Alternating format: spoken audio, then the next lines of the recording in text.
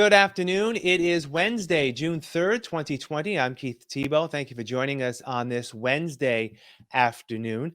June is Pride Month, where we take a look and the appreciation of the LGBTQ plus community across the country and here in Fall River.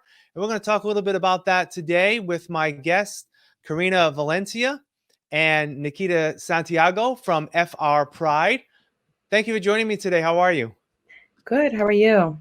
Well, I'm doing well.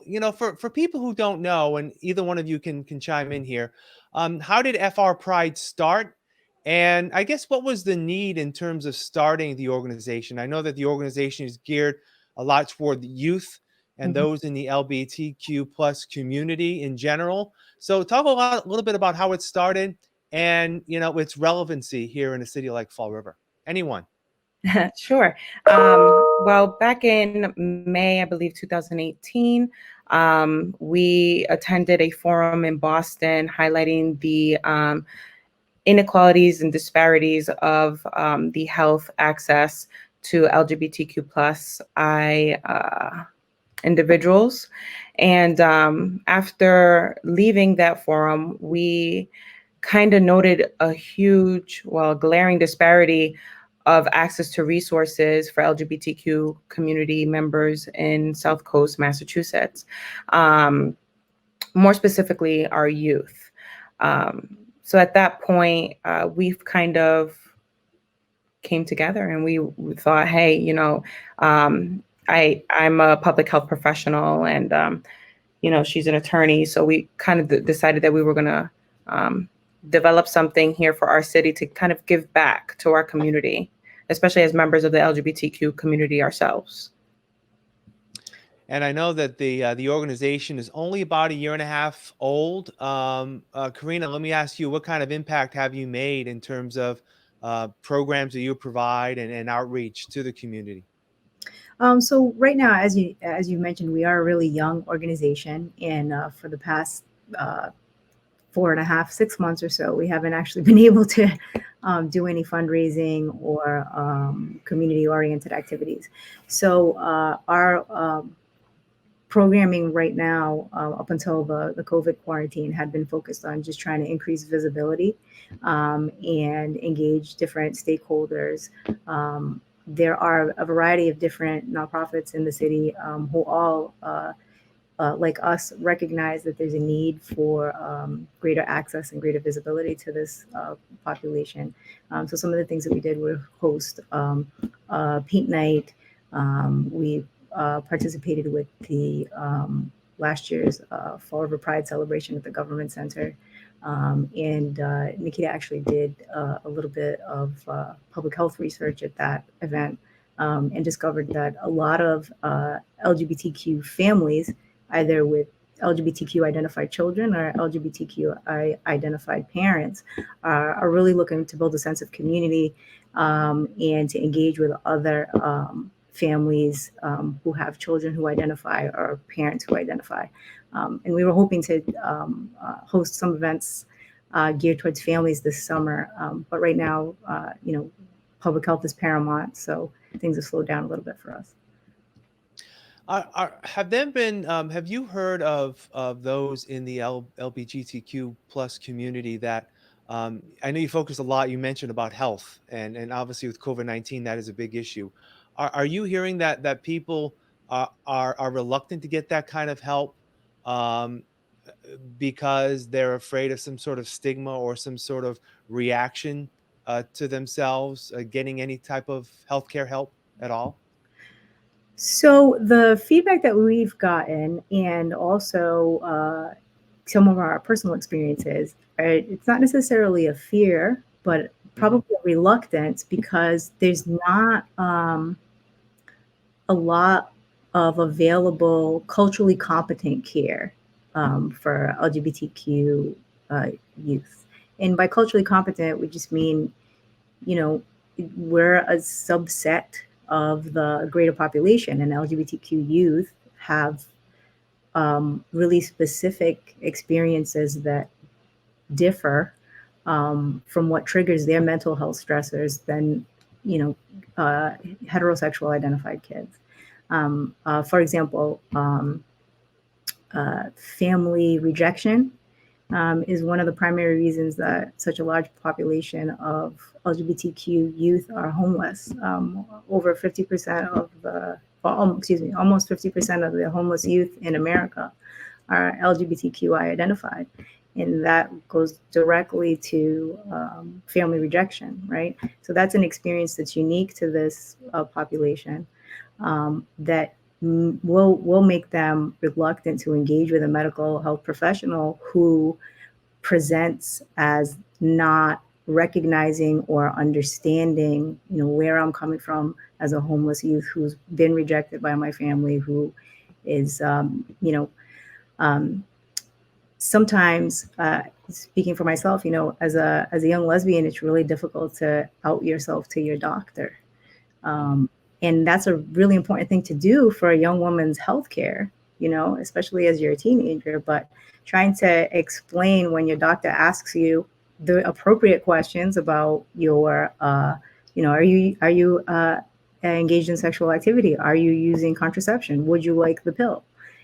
None of those questions are wrong for the doctor to ask, but they're also not culturally competent or being aware of the sexual orientation of that particular patient, So some of the work that Nikita's been trying to do with stakeholders is actually centered on that and educating the local public health population. And I do like the word reluctance compared to a fear. So thank you for explaining that to me. June is Pride Month throughout the country and throughout the world. Unfortunately, with COVID-19, there's not going to be as many of the events that we would normally see during this month. Although your organization had set up an event that was originally scheduled for Saturday, but has been postponed. We'll get to that in a moment. But what types of events, maybe Nikita, is the organization planning, probably virtually, to celebrate Pride Month here in Fall River? Yes, we're still hoping to celebrate Pride Month by having our second annual Drag Queen Story Hour this year, featuring a South Coast native, Candy Giselle, on June 6th at 11 o'clock in the morning. And again, that's geared towards families and youth. So we're not canceling that event. That's what we're doing. So let me get into you had scheduled a Pride Ride event for this Saturday that has been canceled due to the circumstances that the country is facing right now around the death of George Floyd in Minneapolis last week. You made the conscious decision to sort of cancel that event. There are other events, one in Fall River as well on Saturday. That is another demonstration in support of the life of George, as well as those in the African American community. How important was it for you as an organization to support those that are like-minded in terms of continuing to be discriminated against and being not held to the same standards as others? Well, coming from a population that struggles with our own barriers, we felt that it was imperative to open the platform and leave that platform for those who have to have their voices heard right now. It is important that these conversations, as difficult as they may be, I think it's important as an organization that we support that initiative and create a space for them to let their voices be heard. Yeah, as we're both Latinx women, we're both lesbians, we both have different experiences ourselves with a variety of discrimination. As a primer, I should say, just for myself, I am very obviously white, right? And so even though I'm Latinx, I'm also Portuguese. And even though I'm a first generation immigrant, and that comes with its own burdens, microaggressions, et cetera, it's very different than what Black Americans face in this country every day. And I think that it gives me personally, not just my skin color, but also the career path that I have, gives me a degree of privilege where my voice is heard a lot. And so, as Nikita said, if we can use our platform to open up that space and help bring awareness, great. But sometimes if what's right is to use our platform to actually take a step back and allow people whose voices are not often heard to be heard, then we thought that was the best thing to do.